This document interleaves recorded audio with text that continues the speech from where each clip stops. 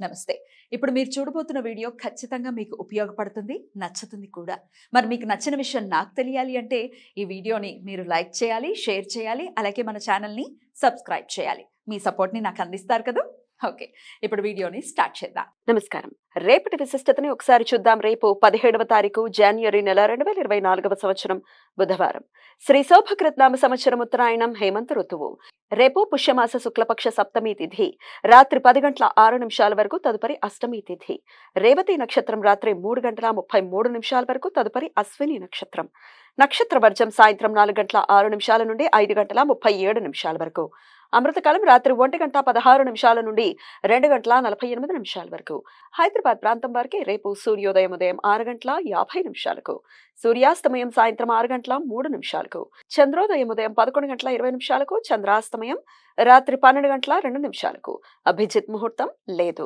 దుర్ముహూర్తం మధ్యాహ్నం 12 గంటల 4 నిమిషాల నుండి 12 గంటల 49 నిమిషాల వరకు. రాహుకాలం మధ్యాహ్నం 12 గంటల 26 నిమిషాల నుండి 1 గంట 50 నిమిషాల వరకు. గుళిక కాలం ఉదయం 11 గంటల 2 నిమిషాల నుండి మధ్యాహ్నం 12 గంటల 26 నిమిషాల వరకు.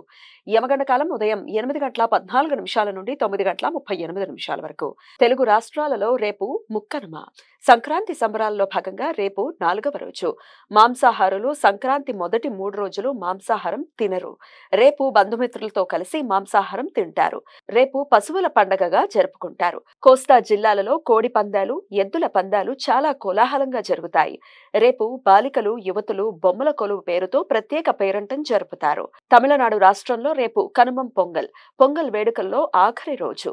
తమ పంటలు సమృద్ధిగా పండించినందుకు కృతజ్ఞతాపూర్వకంగా ఈ సంవత్సరం కూడా పంటలు బాగా పండాలని కోరుకుంటూ తమ పితృదేవతలను, తమ పశువులను, తమ వ్యవసాయ పనిముట్లను పూజిస్తారు.